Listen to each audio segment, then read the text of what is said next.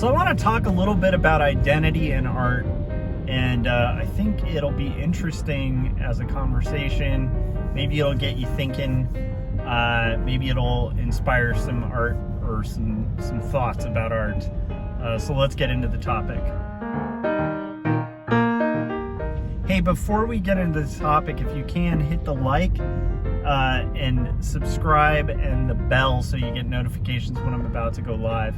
But like is a great thing. It takes you 2 seconds to hit.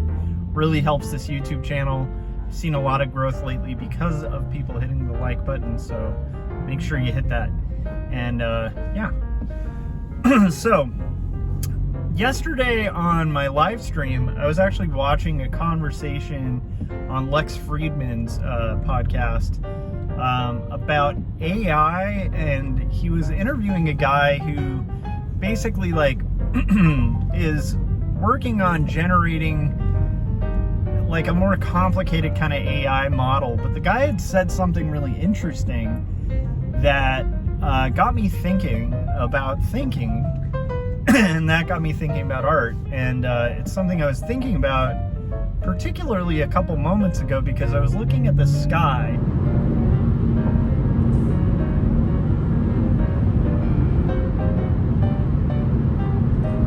And it was just a really beautiful sky on my drive home from where I work as an art director. And I was realizing my experience of this sky might be different from all the cars on the road. Like, there's a million cars on this freeway.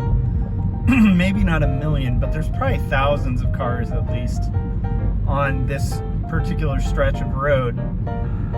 And how many of these individuals are having the same subjective experience of looking at the same sky? How many people are just focused on the car ahead of them? How many people are heading home from a disastrous day? How many people had a good day? How many people are suffering from sickness or illnesses? How many people are trying to get their, family member to the hospital? How many people are doing different things that are all isolated threads?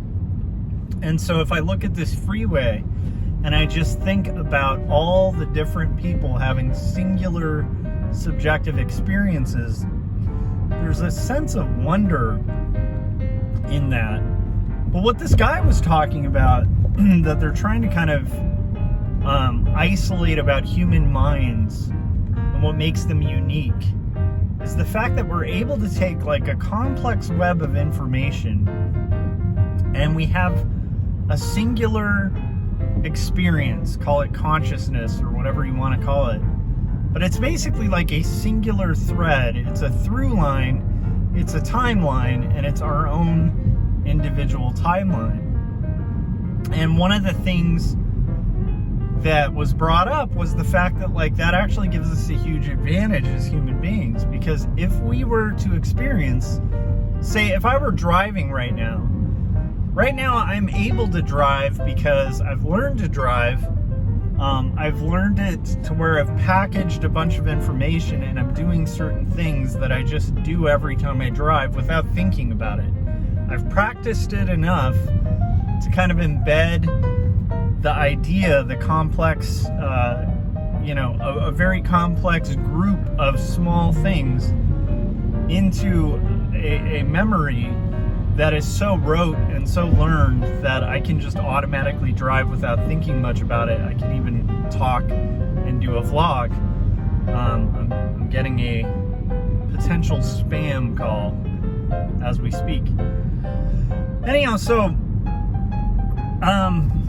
what I was thinking about was, as a writer and as a creator of art, we have this really great gift. Because while it's very advantageous for me to have a singular experience, let me finish that thought about kind of like packaged ideas. So I have that complex web of ideas that all go into learning how to drive the car to where I can do it without almost thinking. And then I can also think about the sky and how beautiful the sky is. I can focus on my my conversation with you guys. and I can focus on the road. And all of these things are manageable because I'm feeling them from a singular thread, from a singular identity. It is me in my car experiencing this. I am not experiencing what all those other people are experiencing in their cars. So we're on a freeway, and if I imagine now, if somehow my mind didn't work that way, where I didn't have a singular consciousness, and I were thinking of two subjective experiences, like say I'm experiencing what I'm experiencing in the car, and I'm also at the same time experiencing what the guy in front of me is experiencing in his car, it would be like overload. It would be almost too much to handle. Much less if I had that experience of all 1,000 drivers on this road. It'd be equivalent to just complete shutdown. I don't know if one could drive if they were focused and feeling the focus and experience of thousands of people at once. So, it's a good skill for survival that we are stuck in ourselves, that we are stuck in our own timeline, where our experience of time and self is very vital to us being able to obtain a lot of knowledge, package it, and only think about the important data that we need for the time that we are in. It's a very good survival strategy. However, it got me thinking about art. So this all came from the sky and a conversation that I was listening to yesterday. Hopefully this is making sense. So I was looking at the sky and I was thinking, man, the sky's beautiful. And then I started thinking about, what are other people around me looking at? Like, are they looking at their dashboard? Are they listening to podcasts? You know, just kind of letting my mind wander. And then I was realizing that's one of the cool things about comics or storytelling or creating art, is there's this ability that we have to live in a different mind for a little bit. What I feel like storytelling allows us to do is taste a little bit, at least imagine a little bit of that objective experience I was talking about, where it's like you're feeling all the threads at once. So you have the singular thread, but as a writer or an artist, I can hop my thread into somebody else in a different car having a totally different experience of the same sky, right? And I was just thinking, that's really cool. The fact that our identity is able to be stretched by doing creative work, by, you know, I've felt this for a long time as an artist. Like, there's this thing that happens when you draw someone, whether it's a life model or it's a portrait or a portrait of a friend or a portrait of somebody you don't know, where you're paying a little more attention to little details that you would just completely surpass if you weren't drawing. And by drawing, it's like you're really feeling a little bit of that person's identity. You're starting to see lines in their eyes that, you know, show age.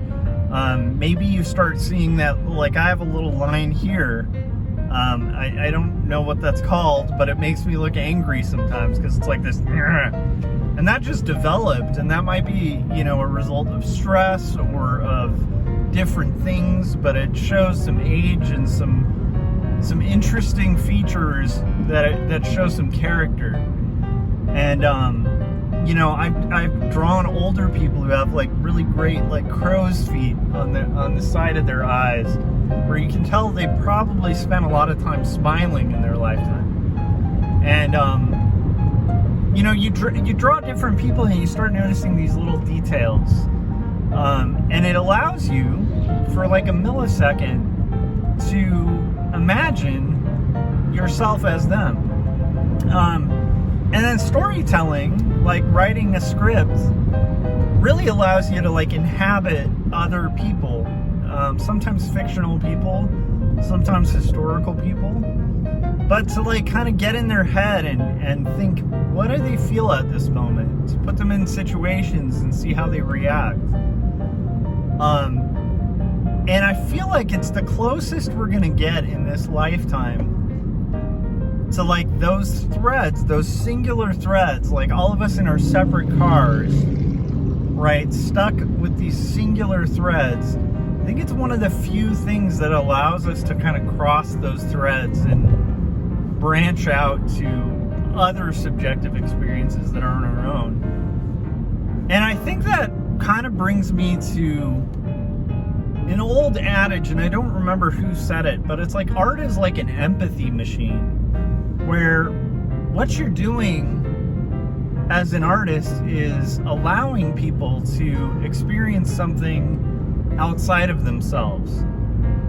And it's so interesting because we spend so much time as artists like inside ourselves or inside our houses, like working on stuff. And I was just thinking how cool that is, that we get to inhabit other people.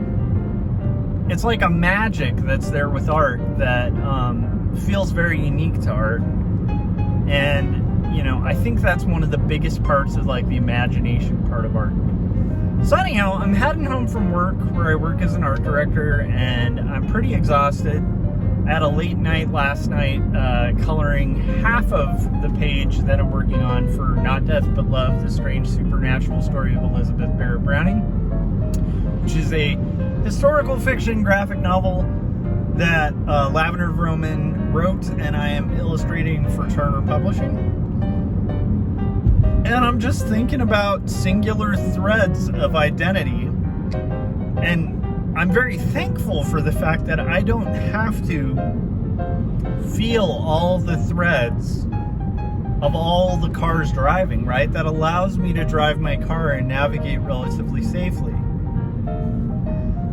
But then there's also a sorrow to that we're so stuck in our singular threads, our singular perspectives, our subjective experiences, our sense of self, that we can't, like, no matter how hard we try, we aren't going to be able to connect with all those different cars and their subjective experiences and their different, moods and things that they're doing. But I feel like art is at least the empathy machine that allows us to taste what another thread might be like. I hope that makes sense. That might be kind of a wild one. But again, I'm pretty exhausted, so who knows. But I want to get this up so you guys can check it out. Let me know what you guys think about threads of experience, about subjective experiences, and about your own take on writing and art. To me, I think that's one of the most fun parts, is being able to inhabit other viewpoints, or like, what's it like to be somebody you entirely disagree with? Like, what is it like to be, what's it like to be in a different car as a different person? All right, I will see you guys on the next Vloggins, or possibly on a live stream tonight. The one way to make sure that you are informed on when these things post up is to, I gotta watch out for this car. There we go. The one way to make sure that you get notifications is to hit that bell. And again, I appreciate you guys hitting like and checking out my videos. I've felt very productive on videos lately. I feel revved up and ready to kind of make content. And a lot of that is due to you guys in the community. So thank you very much. If you haven't yet, check out my graphic novels. They're linked in the show notes. And I will talk to you guys on the next vlog. Bye.